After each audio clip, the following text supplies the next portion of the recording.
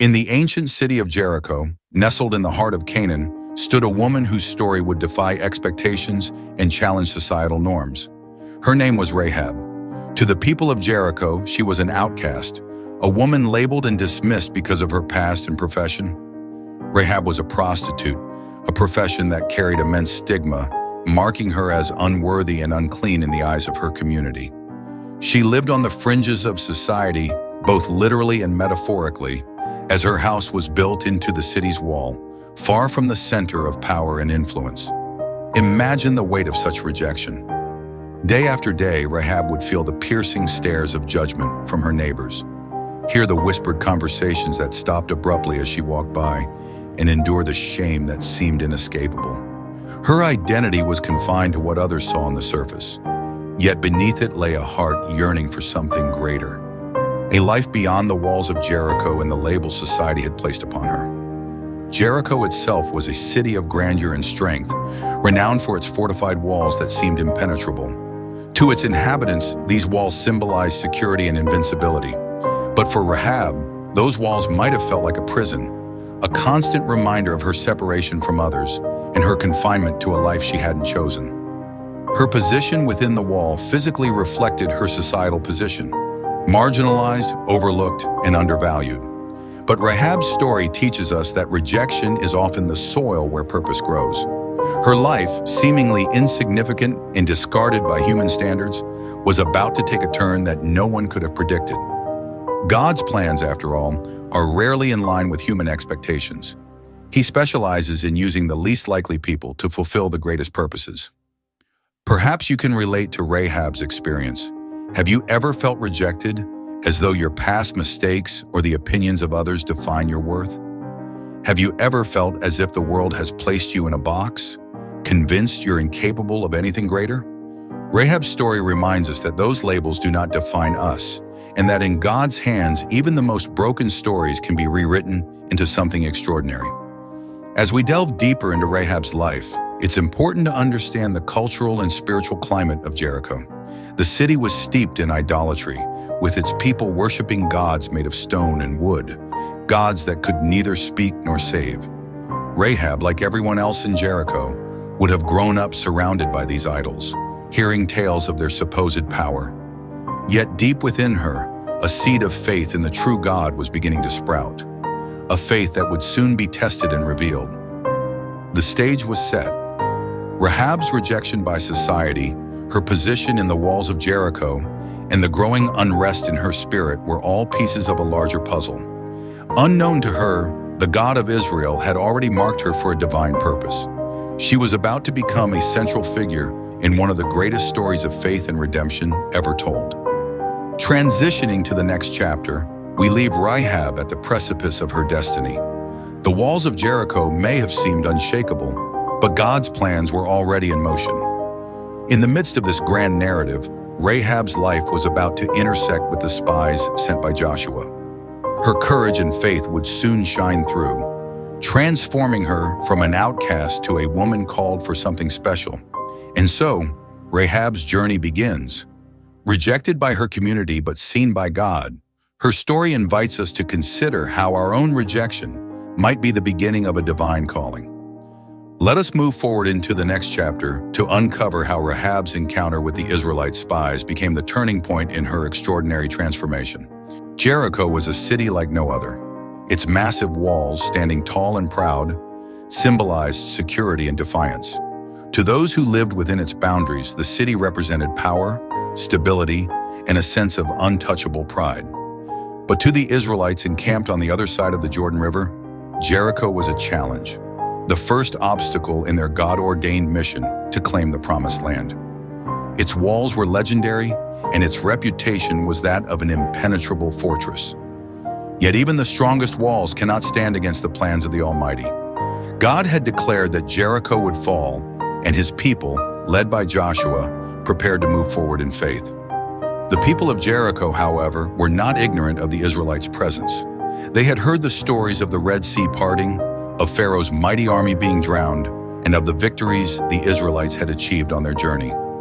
Fear gripped the city, and the hearts of its people melted like wax. Rahab, living on the edge of society and on the very edge of the city's walls, had also heard these stories.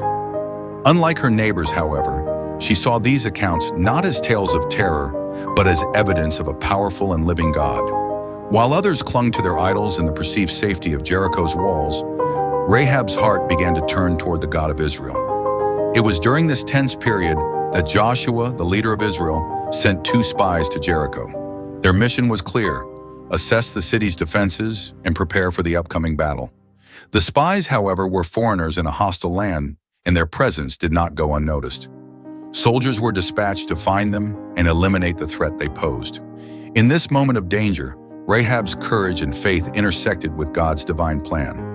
When the spies came to her door seeking refuge, she made a choice that would change her life forever. Despite the risk to her own safety, she welcomed them into her home and hid them from the king's men. Her decision to aid the spies was not born of political strategy or personal gain. It was an act of faith in a God she had come to believe in, though she barely knew him. As the soldiers searched the city, Rahab took action. She hid the spies beneath stalks of flax on her roof and misled the king's men, sending them on a futile search outside the city. When the immediate danger had passed, Rahab spoke with the spies. Her words revealed the depth of her faith and the clarity of her understanding. "I know that the Lord has given you this land and that a great fear of you has fallen on us, so that all who live in this country are melting in fear because of you. We have heard how the Lord dried up the water of the Red Sea for you when you came out of Egypt, and what you did to Sihon and Og, the 2 kings of the Amorites east of the Jordan, whom you completely destroyed. When we heard of it, our hearts melted in fear, and everyone's courage failed because of you. For the Lord your God is God in heaven above and on the earth below." Joshua 2:9-11. In her declaration, Rahab acknowledged the sovereignty of the God of Israel and expressed her belief in his power. She then struck a deal with the spies, pleading for the safety of her family when Jericho would inevitably fall. The spies agreed, giving her specific instructions: tie a scarlet cord in the window of her home, a signal that would ensure her household's protection. The scarlet cord became a symbol of Rahab's faith and obedience. As she lowered the spies down the wall to safety, she held on to the promise that the God of Israel, the one true God, had seen her faith and would spare her and her family. Though she lived in a city doomed for destruction, Rahab's trust in God placed her on the path to redemption. The morning sun rose over Jericho, illuminating its towering walls and casting long shadows across the landscape. Inside the city, the tension was palpable. The citizens of Jericho had taken refuge behind their fortress, trusting in its strength to withstand any attack. Yet outside those very walls, the Israelites stood ready, armed not with siege weapons, but with faith and obedience to God's command. Joshua, their leader, had received specific instructions from the Lord. For 6 days, the Israelites were to march around the city once a day, accompanied by 7 priests carrying trumpets made from ram's horns. On the 7th day, they were to march around the city 7 times, and at the sound of the trumpets, the walls would collapse.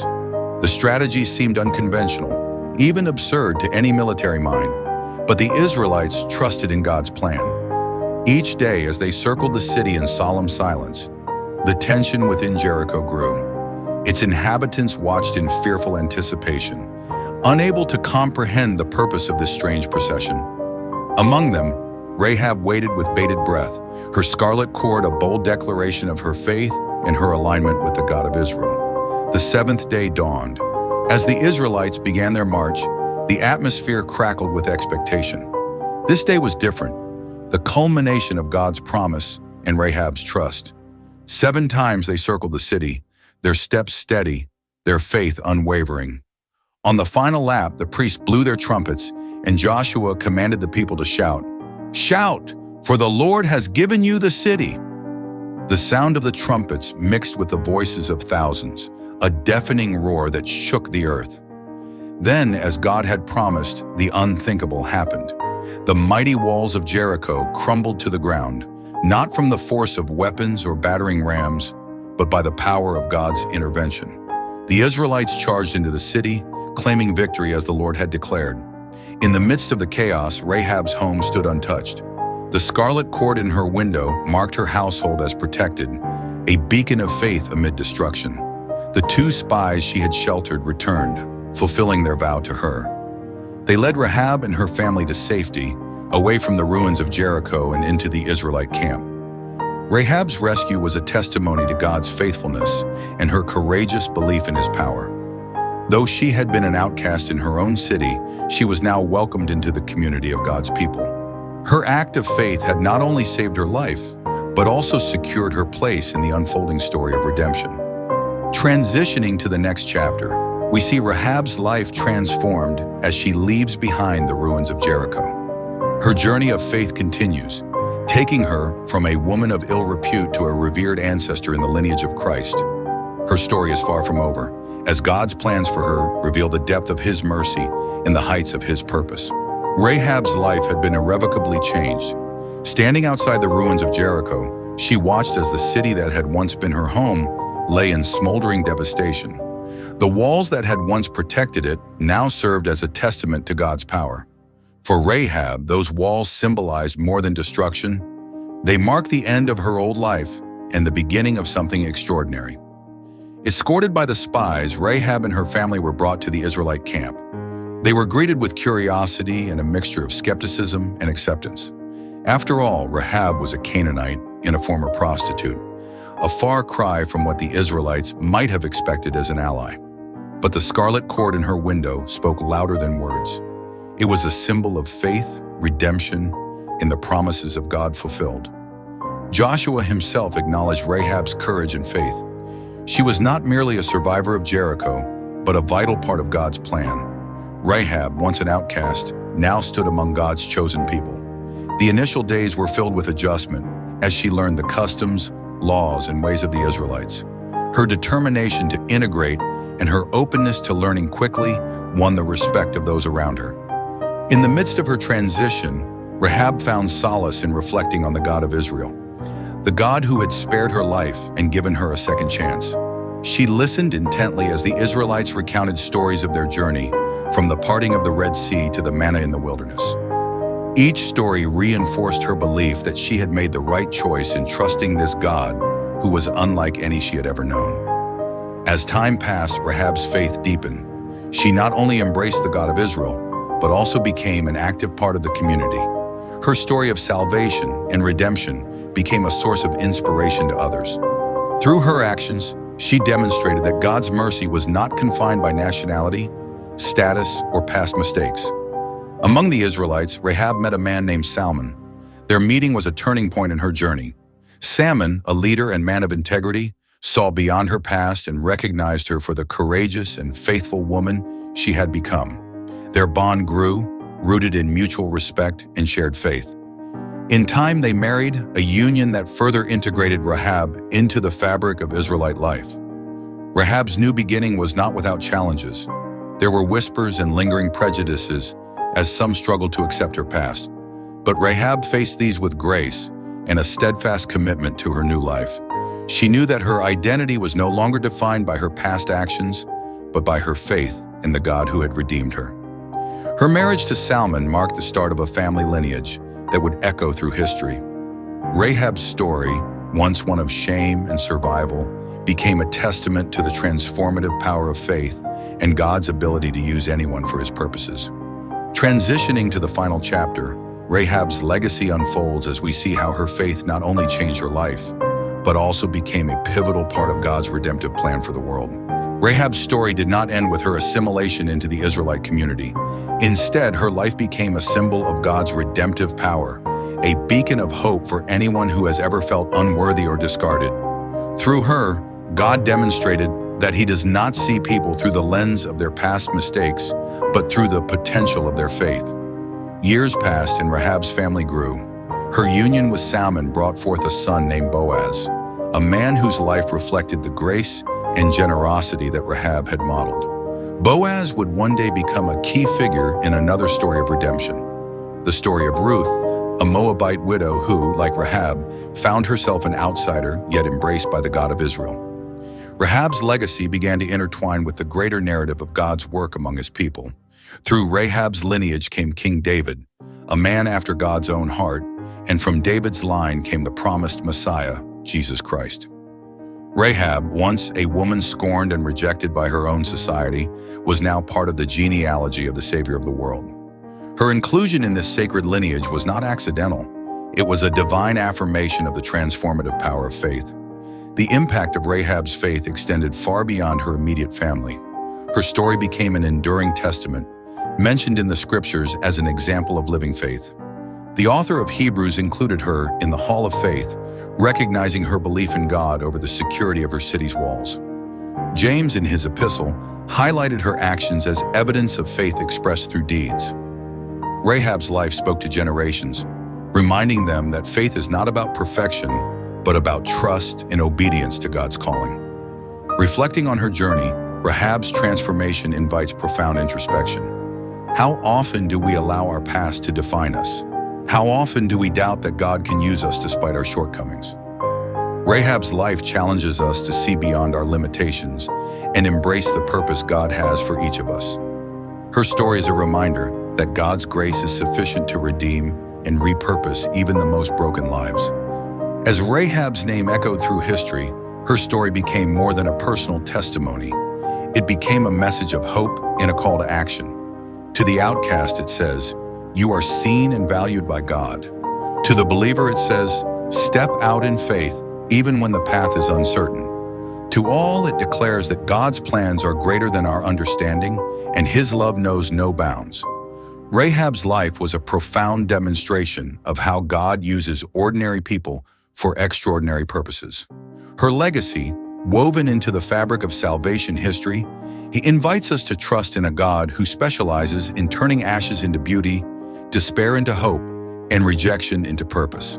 As the final note in her story, Rahab's journey compels us to examine our own lives. What scarlet cords do we hang in faith, trusting God for deliverance and purpose? And how might our own stories, when surrendered to Him, become part of His grand design to bring redemption to the world?